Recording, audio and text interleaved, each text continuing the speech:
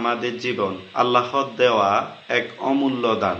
এই জীবনকে সুন্দর, শান্তিপূর্ণ ও কল্যাণময় করার জন্য ইসলাম আমাদেরকে একটি নির্দিষ্ট পথ দেখিয়েছেন, যেই পথে আছে পবিত্রতা, আত্মশুদ্ধি ও নৈতিকতায় পরিপূর্ণ। কিন্তু দুঃখজনকভাবে আমাদের বর্তমান সমাজে এমন কিছু ব্যাধি ও অভিশাপ ছড়িয়ে পড়েছে, যা আমাদের ব্যক্তিগত জীবন, পারিবারিক বন্ধন ও সামগ্রিক সমাজ ব্যবস্থাকে ধ্বংসের পথে ঠেলে দিচ্ছে। এর অন্যতম হচ্ছে মাদকাসক্তি।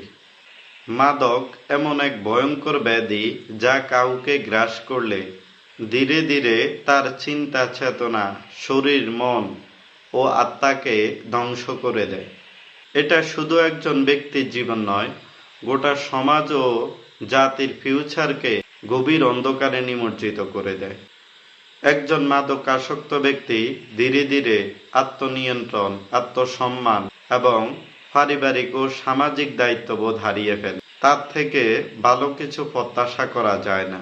আরো ভয়াবহ দিক হচ্ছে আমাদের বর্তমান তরুণ সমাজ, ইয়াং জেনারেশন, যারা জাতির ফিউচার, তারা এই মাদকের শিকলে বন্দী হয়ে পড়েছে। নেশার ঘোরে তারা হারিয়ে ফেলে নিজেদের মূল্যবান সময়, সম্পদ, প্রতিভা এবং সম্ভাবনা।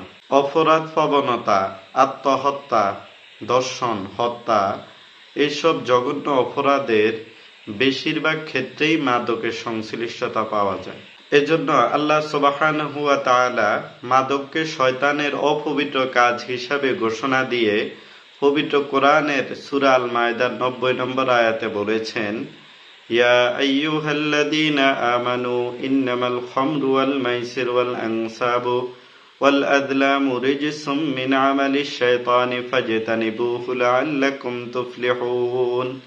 হে মুমিনগণ, তোমরা মদ, জুয়া, প্রতিমার ব্যাধি ও ভাগ্য নির্ধারক তীর, এসব শয়তানের অপবিত্র কাজ থেকে তোমরা বিরত থাকো, যাতে করে তোমরা সফল কাম হতে পারো।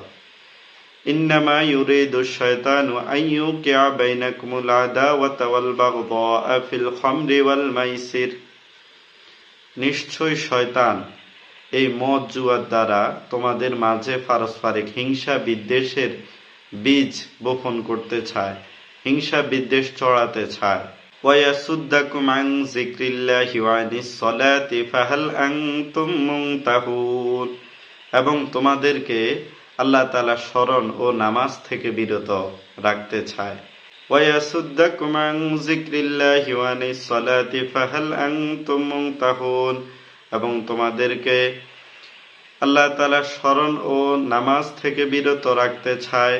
ফাহাল আনতুম মুনতাহুন, সুতরাং তোমরা কি নিবৃত হবে? আর নবীজি সাল্লাল্লাহু আলাইহি ওয়াসাল্লাম বলেছেন, কুল্লু মুসকিরিন খামরুন ওয়া কুল্লু মুসকিরিন হারামুন।